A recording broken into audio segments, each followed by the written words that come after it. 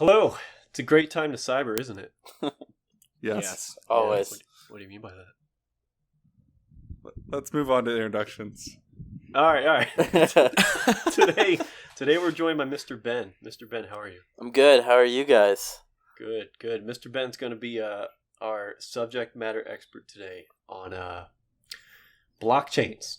So today's episode is special because we're specifically talking about blockchains. We're gonna talk about something just for a minute right here, and then we'll get to some comments at the end. But the main thing today will be blockchains. What is blockchains? I'll tell you in a second, but I want to introduce the other people in the podcast. So my name is Paul, and with me is Mr. Ben. Adam Blake is with me. Adam, how are you? Doing swimmingly, how are you? Shut up. Rob, how are you? Doing swimmingly. How are you? Rob, you haven't been on the podcast in a while. I know, I What's been going haven't. on? I know, it's been since like episode 3 or something. Been busy, you know? R.I.P. Episode Mark. 3. You know this is episode like 60. Is it? No, it's not, but Okay. you know, Rob, you're not even a true listener. That's not true at all. yeah. You don't know my life. Bullied. Welcome to the ThreatCast. So let's start off. I threatened just already. I had a quick comment. I wanted to let anyone out there know that a new capture the flag kicked off recently. So it's Palo Alto's LabREynth. They spelled it weird because it's like a play on words or something. So if you don't know what a capture the flag is in cybersecurity, think of it like a list of cybersecurity challenges like malware analysis, programming, threat analysis, reverse engineering, right? In which you solve problems to find a passcode or password, whatever, to move on to the next exercise. So Palo Alto's CTF is interesting because they're giving out $16,000. Sounds good, doesn't it? Wow. But yeah, it is wow. It started on the 15th of July, and you know, cybersecurity has a lot of nerds in it, so Who doesn't What's up, now? nerds? Yeah. yeah, shots fired. Yeah, so that's probably already taken, but I gave it a shot this weekend. I found interesting. There's like 6 different tracks, so it focuses on reverse engineering, Unix exercises, Word macros, and stuff like that. So exciting stuff, right? So I want to know, have any of you guys ever done a CTF for cybersecurity? I have not. I have kind of. Did you think about it? The FireEye had one, I believe, last Yeah. year, and that I got, I think, 2 or 3 in, and then it got into reverse engineering kind of realm, which is just way out of my knowledge, so I stopped. I opened up IdaPro for like 5 minutes and was like, yeah, this isn't going to happen. So I have, but it wasn't, I didn't get very far. I was not very good at it. Do they interest you guys, or is it just like, man, this is a lot of time commitment for, you know, more work? I could see it being fun, Yeah. but I'm not well-rounded enough to actually go through all of it. So Yeah, it's like mean- running the Spartan race if you don't know how to go through mud. Just stop at that stage and hang out. Yeah, I feel the same way as Adam. I mean, for me, you know, I just kind of jumped into the industry, and so for me, it was like a really good learning experience. And again, I'm not going to be able to do reverse engineering, but the first 2 were actually really fun. I think the first one was a PCAP analysis that was really fun, and I really enjoyed that. I learned a lot about how to use Wireshark and more things about PCAPs that I didn't know before. So it was. I think that they're useful, but they do take a lot of time, and they do. You really have to have a passion for them because it really is a time kill. Yeah, I actually want to jump off that. I think the FireEye one was interesting because like it starts a little bit not lower level, right? But it starts with a quick, not a gimme, right? But it's easier. Yeah. Whereas I tried this one, and like level 1 is like, hey, you need to do math and you need to reverse this binary, and it's like, okay, thanks for the hand holding. So it's definitely more challenging. But if anyone else wants to give it a shot, you got until August 14th. You go to LabREynth.com. That's not how you spell labyrinth, but, you know, just Google Palo Alto CTF. I don't know. Let me know if you do it or if you have done it. But we're done here. So let's jump on to the episode topic, blockchains. So what is a blockchain? I'm gonna give it a shot, and then Ben, you correct me since you're gonna be our resident blockchain expert. Yeah, sounds good.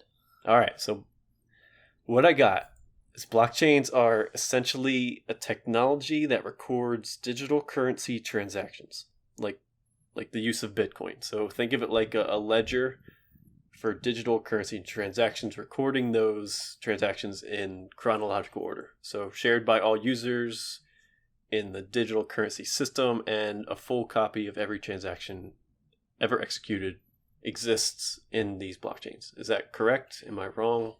Yeah, no, that's definitely correct. The main thing that I think is really important about blockchain is that it's basically a distributed database, and what it's really known for is trying to reduce fraud, tampering, and sort of having a central authority figure going back and revising like transactions or whatever it is that you're storing in the blockchain database. So how does if it's a distributed database, distributed between every user that uses that digital currency, right? Yeah. So is that like shared? When is that shared? So basically, what happens is you as a user, you basically download what's typically called the Genesis block, which is the basically master list of all transactions. And then what you do is you begin to what's called mining, which is breaking the hash in order to perform transactions. And then once you've broken a hash, your transaction then gets added to the block. And once a certain amount of transactions occur, like that block basically closes out, and a new block is created with a new set of transactions. So where does this block exist? Sorry, say that again? Like where can you find the block? So you crack a hash, right? Where how would you upload it, right? How does another user know that you've cracked it? Sure. So basically what happens is, in order to do any sort of transactions or anything like that, or if you're trying to alert the system that the hash has been broken, basically what happens is a bunch of key IDs are passed into the transaction ID. So when you look at for example, Bitcoin is one of the famous examples of using blockchain technology. If you look at a transaction, you'll see a bunch of just like key IDs put together. And what it is basically is the initial user, the user where the transaction is going, then the like ID for that specific block, and then it might be another ID to identify like what was the difficulty level of the block hash. And you can actually set the difficulty rating for the hash that has to be broken. But I think what's really cool about it is not really the digital currency aspect. It's the database, the distributed database. So like it's the hot topic in financial services right now, where everyone's like, this technology is really cool, but we have no idea what we should do with it. Right. So like banks, like they get hacked every year, right? Billions of dollars go to fraud and hacking every year. Compliance is usually probably a headache for them. Why not jump on this bit train or something? Exactly. So I think that's that's one of their biggest use cases, just like making audits really easy and also trying to reduce fraud. But I think one thing that's not many people are talking about, and I would love to hear your guys, expert opinions, is like, if I'm introducing a new technology into my organization that, to use a buzzword, disrupts my industry, like what do I have to start thinking about in terms of security? That's a good question, Adam. Rob, any thoughts? Take it, Rob. Well, okay. So in the case of, I guess my question is about this technology. Has anyone found any flaws in the inherent usage of it? I mean, it seems like, especially with Bitcoin, and is the biggest example that I know of the use of blockchain technology. They haven't. No one's found a way to kind of infiltrate that. Is that something that larger organizations that would consider using it would have to try to kind of spend some time and money, vetting it essentially? Yeah, I mean, I would imagine so. The other thing that I think, so from my knowledge, no one has actually broken the blockchain technology yet. But I think what's interesting is there, at least with some of the digital cryptocurrencies, there are basically sort of been some add-ons to the blockchain technology that have been hacked. The most recent one was with what's called the DAO, which is basically an autonomous organization. It's called the Decentralized Autonomous Organization. And what happened there was this organization basically traded an ether, which is the currency of the blockchain technology Ethereum. And the interesting thing that Ethereum can do is what's called smart contracts. So basically you have a set of parameters in a smart contract, and if the algorithm sees the parameters are met, it executes a trade. And basically what someone did that was pretty smart is they put a recursive function inside of a split function. So basically they were able to siphon off this digital currency into another sort of decentralized account in order to take away the ether and to make money. So the technology itself has never been broken. It's always sort of the additional parts that organizations have to put on top of blockchain to make it useful for their organization or their use case. Interesting. So is that was he basically taking all of this currency, or was he taking minor transactions to not be seen? So he was actually taking all of the currency. And there was this really interesting debate within that DAO community that was basically saying it is supposed to be a decentralized organization. There is supposed to be no one at the head of the organization. What should we do for this hacker? Should we do a hard branch reset and remove all his ether, which sort of violates the whole idea of a decentralized network, or do we let him keep it because he was able to figure out this vulnerability and we'll just patch the vulnerability?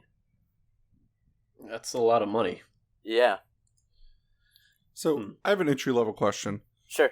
With Bitcoin and all this digital currency, why? Why? Why is that better than ones and zeros in my mostly zeros bank account? That's a great question. I don't know why, to be honest. I haven't seen this huge usage of Bitcoin that people were talking about for a long time.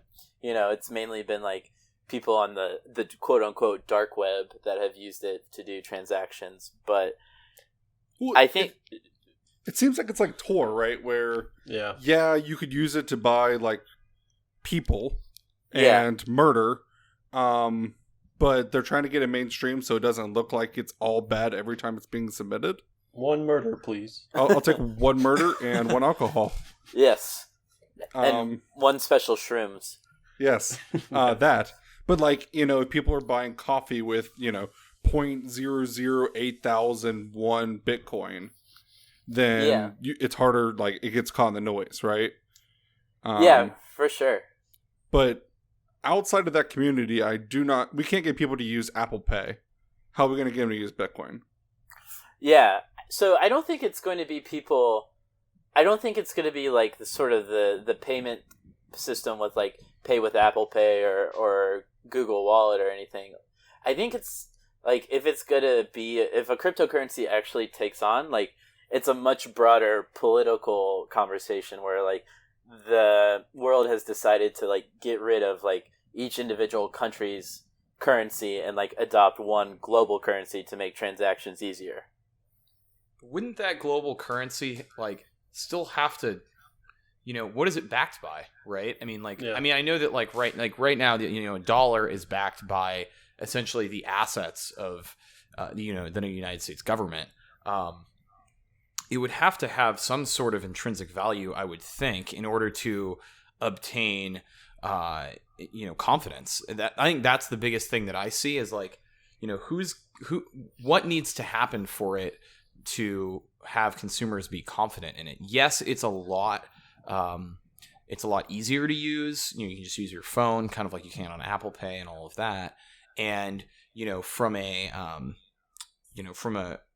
probably from a data scientist point of view, it's kind of like this perfect system because everything's distributed and there's no way to get around it. The application that I actually am excited about is voting. Yeah. So voting is a big thing with blockchain. People love it. I think actually it might have been in the Ukraine where they moved their entire voting system to blockchain, which I think is really, really interesting. The other really cool use case that I've heard about is using blockchain for real estate deeds, because that whole industry is super, super shady. Especially, I mean, Adam, I'm sure here in New York, if you have someone who has the deed to a building, you got to go through some mob boss or someone that works in waste management to find someone that might own the deed or something like that. Yeah, they've actually rebranded. They're not called mob bosses anymore. They're more mayors. Yeah, but I mean it's the same function, right? Sure. Yeah, so it's it's a really. So, I guess let me reel it back in. I don't think Bitcoin or, cryptocurrencies are, in any way, shape, or form feasible. But I think the blockchain, the underlying technology is really interesting. Yeah, no, I mean, as a tech experiment, I dig it. I just get really nervous when people are like, well, one day I'm going to be able to get my paycheck in Bitcoin. Cool, where are you spending it? Who takes rent in Bitcoin? Yeah, I know exactly what you mean. But, I guess what I would love to... so here's what's interesting to me, and this is the part that scares me.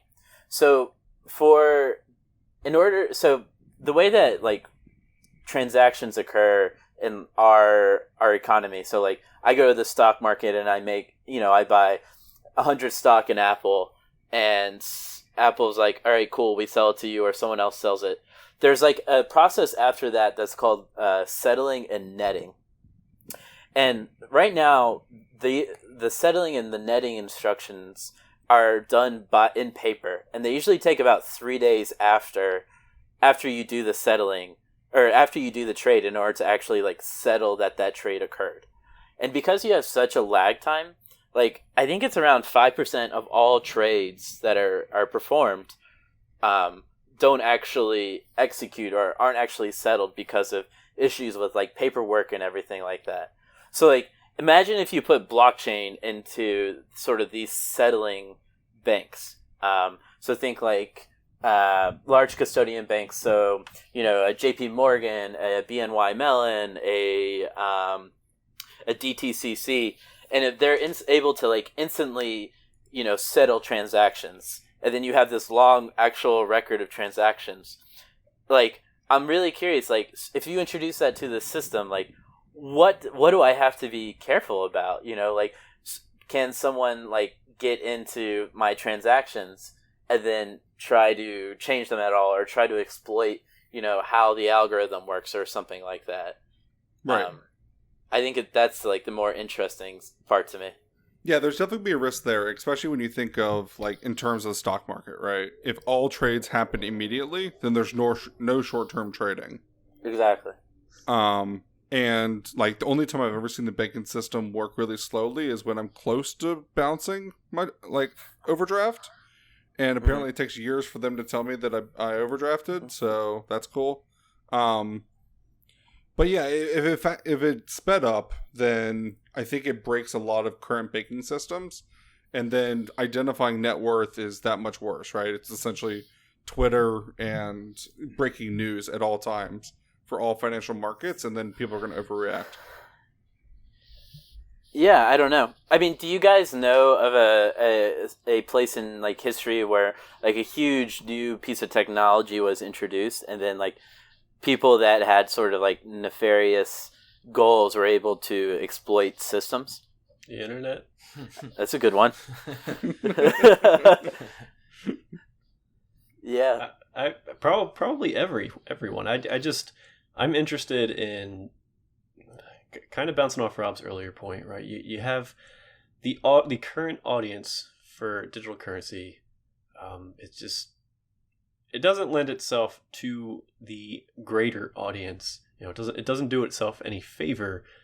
Will it ever get away from ordering dominoes? And it's just confusing. But I want to jump back into like blockchain. So there's a GitHub repository called the Blockchain Graveyard. Ben, you shared that. There are a reported 38 incidents of I guess a combination of threats that have occurred that have impacted these little I guess blockchain groups, I guess you would call them, and they've been infiltrated through social engineering, credential reuse, account takeover, application vulnerability, essentially leading to I guess the closure of most of these little groups.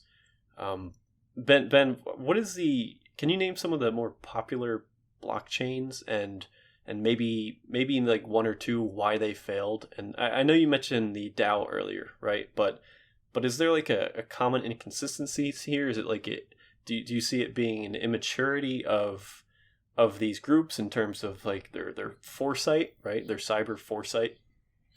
Yeah. Oh man, how nice! That was a good one. That was a good one, Paul. I'm sorry. Anyway, yeah. So just why are all these failing, right? And how many do you think there actually are out there?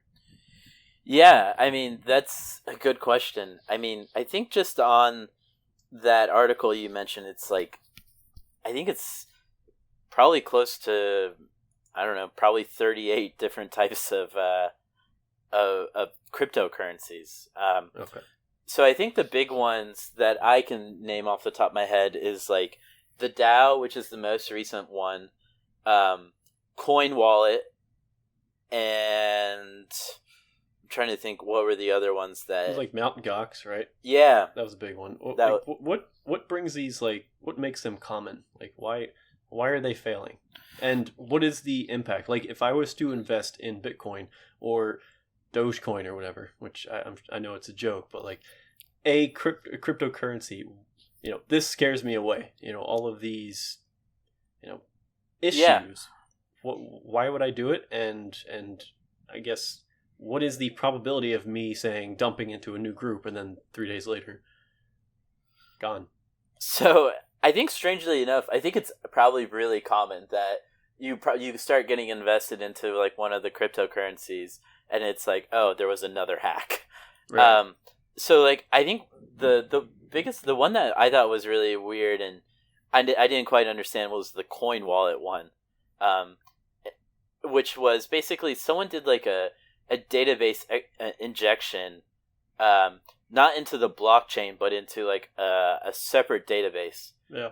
And basically I guess Coin Wallet claimed that there were no coins lost, nothing like that, but still they decided to like shut it down, which is like really strange to me. Is like, so if there are no coins lost or you didn't really have any repercussions, like why did you shut down the cryptocurrency? It was like an image kind of thing. Like, why would someone want to invest in this now that they know it was, vulnerable? Like I probably wouldn't want to, but then again, I get maybe once a year something from my credit company saying, hey, we're sending you a card. Yeah. So I think the going back to one of Rob's points is that there's no real confidence behind these organizations because they are so autonomous.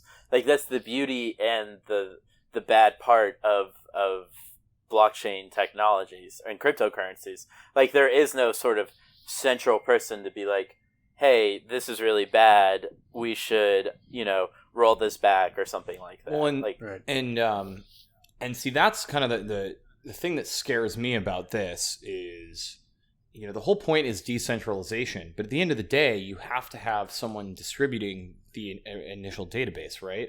And I would think really the only people that have that sort of confidence are governments. And the government is going to be slow to adopt something like this, in my opinion, because I think most ordinary people will have a hard time understanding it. And if you can't pitch something to the public and make sure that average citizens understand how it works, I think the government's going to be very hesitant to take on a new responsibility when most Americans, or whoever the country is, the citizens are skeptical of the technology to begin with. Especially when it's associated with such shady activities like the Silk Road, right? Definitely. And I think what's really interesting, and unfortunately this isn't in the article that you referenced, Paul, but I can send you guys another one and share it with the listeners. But I think I think Bitcoin is probably going to be one of the next cryptocurrencies to kind of fail. And the reason why I think it is, and my numbers could be wrong, is that China has the majority of miners in the Bitcoin network. Unsurprisingly. Yeah, but it's like 60% or something like that. But what's really interesting is that so the whole point of blockchain is it's supposed to be decentralized. No one is supposed to have enough power, or that much power. But with China having that much like computing power and that much, I guess, leverage over the network, they could be able to solve hashes at a rate that no one else in the world would be able to solve them. So in many ways, they could control blockchain and the transactions that go into blockchain, into the block, and basically change the sort of immutable nature of blockchain into it's only what China wants and control the currency. I guess, but like conceptually, this cryptocurrency stuff it's always bothered me and like try to explain it to me if I'm wrong, but like the concept behind it is using computing power to gain currency. It's like that just goes against what what currency is, right? So Rob mentioned government, governments create currency and then distribute that currency. And it's odd because, and then it will be like a race to build the fastest, the strongest network to mine the next currency. And I don't think that's sustainable. Well, and it's not, because the way that you actually build that, network is you need resources. You need silicone, you need space, you need, all of the raw material that it takes to create computers. At the end of the day, really, you need a lot of energy, and some have made the argument that it's actually electricity that is like what you're essentially using for this transaction, is you're trading electricity, because it costs, the more you mine, the more electricity it takes, and the more raw materials it takes. So it's kind of interesting, and that's really why I think that it would be, among other things I mentioned before, the government, but that's kind of another reason that I can't imagine someone calling that your primary currency for the world, because it just relies too much on other things. Yeah, for sure. It's the same thing that we had when we were on the gold standard, right? The gold standard was reliant on gold, and we had a lot of booms and busts because gold was traded at different levels constantly, and so that's why we got off that and went to the dollar. And so I think you could have that same exact problem happen with Bitcoin.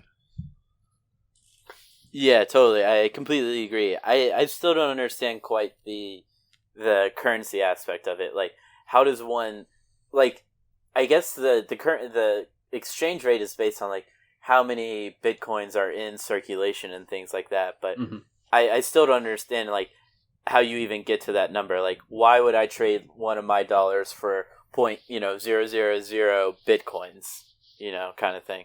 Because what is your gain out of that? Yeah, what is backing Bitcoin? Markets, which are not steady right now.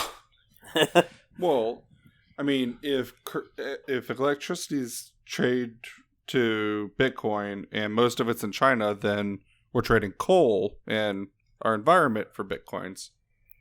Right? Guys? Go Bernie. There it is. Feel the bird for bird. that from Adam tonight. Do you guys have any other comments? Ben, do you have any final comments about blockchains or Bitcoin or digital currency in general? No, I think there's a lot of hype around it. I think I'm a little cynical towards the actual cryptocurrency, but I think the distributed ledger technology is really interesting. I think there's a lot of cool applications for it. Cool. Yep. Rob, Adam? Nope. Yeah, I mean, I agree with Ben. I still kind of go back to the voting, where it's a one-time event. It's one ledger. It happens for a day, and then it ends, and you can shut it down. And it accurately can track and count, everything. I mean, I think that that's something that should definitely be looked into. But again, I think that, especially in the United States, where people are obsessed with asking the question, why are we doing this? The government will really have to try to make a case to implement that sort of technology. Awesome. Yep. So I think the majority of this discussion was critical against digital currency, not so much blockchain, right? The concept around it, but I would like to know people out there that are strong supporters of digital currency.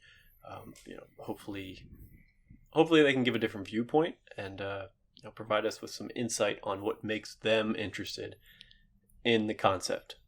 Yeah, and if you use it, we want to know that too. Especially if it's for non-murder purposes. You don't have to show us. And give me pics of your QR codes. I'd like to make a shameless plug actually here for a minute. There's a guy named Morgan Spurlock. He makes documentaries. He did one. His most famous one was Super Size Me on McDonald's. So he actually had a show on CNN, or I think he still does, where he investigates different topics. And he did one on Bitcoin, and it was really interesting. He tried to live on Bitcoin for a week in New York City, and he was actually able to do it. It was kind of an interesting concept. So if you guys want kind of like a kind of that perspective on it, I think he does a really good job of explaining it to the average person. It's a good kind of viewpoint.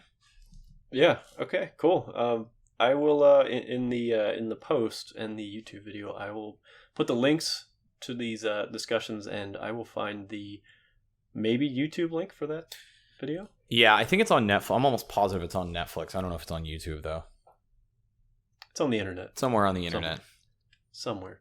So let's finish it up. We got one comment on the last discussion. Ben, the last discussion we had, and Rob, for you as well, it was about cybersecurity education. So why would you get cybersecurity education, certifications, master's degrees, just general training, like taking a SANS training, which is quite expensive? Why would you do that? And it was mostly a critical discussion on why you shouldn't do it in a lot of aspects. But there are benefits to it. So I want to go around and see what your thoughts, if you could only pick one, certification, week-long training, master's degree.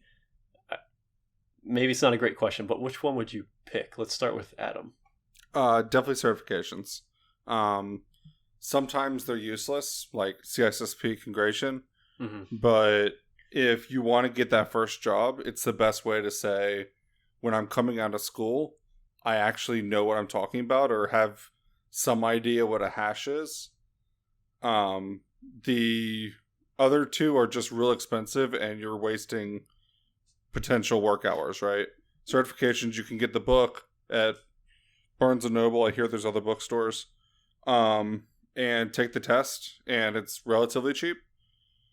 And it's just about knowing things rather than sitting in a class or coming up with $5,000 for someone to talk about Manda Bros.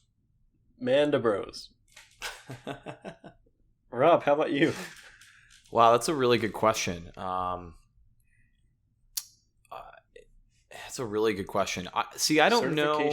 What did you learn the most in? And would it be a school concept? Would it be just studying your ass off for certifications, or would it be sitting in a SANS room and just listening to an instructor? So kind of the same as a school, but more hyper.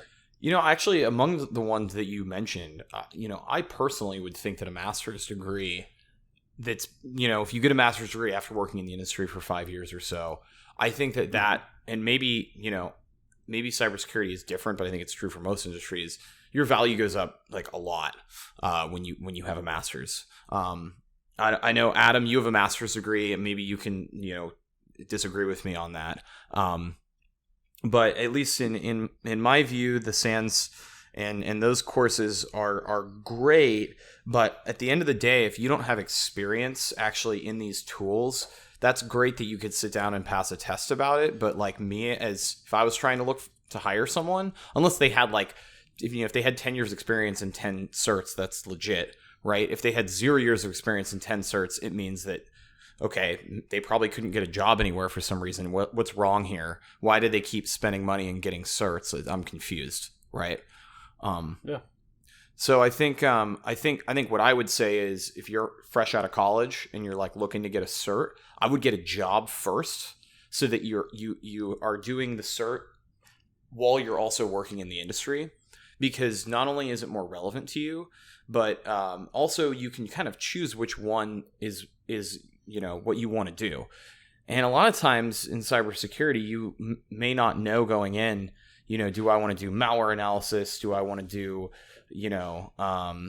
threat intelligence? Do I want to, work in SOCs and help run operations? Everyone's different, and it takes time to kind of figure out what they want to do. And so if you get a cert and it's on, penetration testing, and you never are going to do penetration testing, or you end up not liking it, that kind of is a waste of money and time. So my advice would be to work in the industry for a little bit before you jump in. So you just avoided the question. I'm sorry? So you just avoided the question. If I had to get one, I'd get a master's degree. Sold. Okay. All right. Interesting. All right. Ben, how about you? I did my homework. I listened to the last ThreatCast. Loyal listener. I think at the end of the day, like, even if you have no work experience and you have certs, and then if you have, no work experience and you have a master's degree, it's pretty much the exact same thing. So, in my mind, I think you go for the certs while you're still in school, if you can accomplish it. At the end of the day, you might not use them, and for your daily job, or you decide that's not what I want to get into, but you still have the knowledge, and you've gone through and learned the knowledge. And I think the experience is necessary before you go to a master's program. So that's my take. Cool. All right. So mine, I guess it's going to be different for different stages in life, right? But I think Adam had it right with certifications when you're starting off, just because that will get your foot in the door, especially for government positions or something where it's kind of a requirement. But personally, I would go for the masters. I think the week-long courses are way too expensive for just a week, and they are super fast. So you don't get time to sit there and really think about what you're learning. Not to say a master's is easy, right? But you get a little bit more time to digest and work on what you need to learn, and you get someone that is a quote-unquote expert to walk you a little bit slower. So you're just getting different stuff from it. So final answer, buzzing in, master's program. Ooh. Also very expensive. So any of these that you pick, make sure if you can get a job first to pay for some of that, that'd be real swell, wouldn't it? Swell, yes. Indeed. Swell. Super swell. All right, people. Well, Ben, really appreciate you helping out today. Thanks, Ben. You brought some. I learned a lot today. Thanks, Ben. Too. Thanks for having me, guys. You're never coming back. Aww. That's Any not final cool. thoughts? Anyone? Final thoughts? No. Silence. Wow. Okay. You guys are super pumped right now. Well, thank you for listening to this week's ThreatCast. Leave some comments about cryptocurrency, or if you got any more educational questions, definitely let us know. Thanks for listening. Bye, everyone. Bye. Bye. When do I hit stop?